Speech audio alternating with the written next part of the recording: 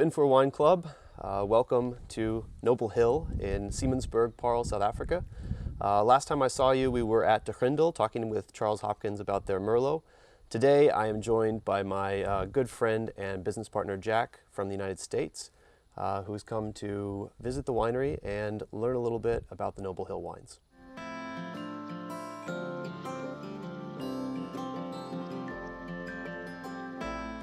And so what place are we in right now? Where are we in the world, and what's around us? Absolutely. Well, we're about 45 kilometers from Cape Town, say about a 45-minute drive from Cape Town. And we're on the slopes of the Siemensburg Mountains that's behind us here. And the Siemensburg, they separate Stellenbosch and Paarl, which are two major growing regions in South Africa. So on our slope, the northern slopes, we're on the Paarl side of the Siemensburg. The southern slopes of the Siemensburg is Stellenbosch. And this is right pretty much smack dab in the middle of the South African winelands. If you were to sort of plot the winelands on a map and point at the center of it, you'd be looking where we are. And why is this a good place to grow wine? Why did people choose to plant here? Why did you choose to plant vines here? Well, it's a good question. I mean, wine is grown all over the world and in many different places. I think some of the finest wines around the world are grown in a Mediterranean climate and a continental climate. Here we have a Mediterranean climate. What that means is warm, hot summers, cool at night, and we get all four seasons here, and the vines take really well to that. Where on the farm are the different blocks for each of these grapes?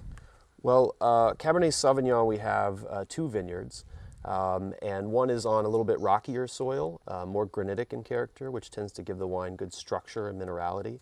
And one of the blocks is in sandier soil, which doesn't produce the same intensity, but it has a really wonderful aromatic character. And the Syrah is actually the largest area of vineyard on Noble Hill. So we're a very small farm, but of that farm, we have about 6 hectares of Syrah in 3 different blocks. And we blend grapes from each of those 3 vineyard plots together to make the wine. So what you're pouring now is the Noble Hill Syrah. And I think when people talk about Syrah, they generally will describe it as quite earthy, quite a full-bodied red wine, some sort of slightly peppery aromas, black pepper, or in some cases white pepper.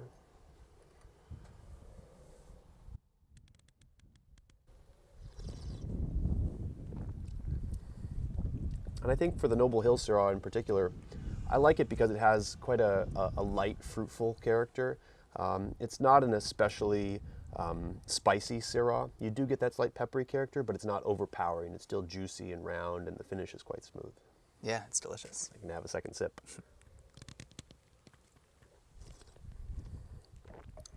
And I think it's a really interesting counterpoint to the Noble Hill Cab, because the Cabernet is a little bit drier on the palate. So when we talk about tannins, that's that dry feeling in the sort of that coats your mouth as you drink it. The tannins in the Cabernet are a little bit more present, and Cabernet tends to be described as a little bit more like red fruit character. You get some black currant, cassis is sort of the very classic Cabernet aroma descriptor, and I think this Cabernet definitely shows a strong cassis character. So where does this come from, this difference between these two wines? We had the sort of pepperiness of the Syrah. We have the a bit more fruitful Cabernet. Is that just what's in the grapes? Like if we just ate the grapes on their own, would the Syrah be peppery? Would the Cabernet be more fruitful, or does something else happen in the winemaking process? Well, it's a good question, and winemaking is in one sense a very simple undertaking because you have only one ingredient and it undergoes this one process. But on another level, it's a very complicated undertaking because the chemical reactions that are occurring are numerous, and the number of chemical compounds that are produced during fermentation number in the thousands or more. So we have to sort of break down what these smells represent, and these aromas and smells, they represent different chemical compounds.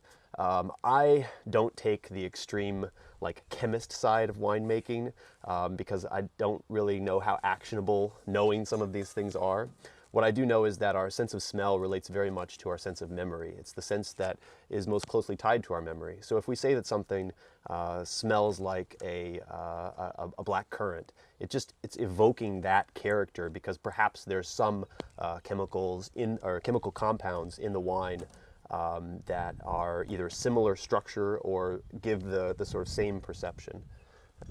It's a complicated topic, but I think to break it down for a question I often receive. No, there's no black currants put into the wine. There's no spice added. It's the character of the grape expressing itself through the process of transformation through fermentation.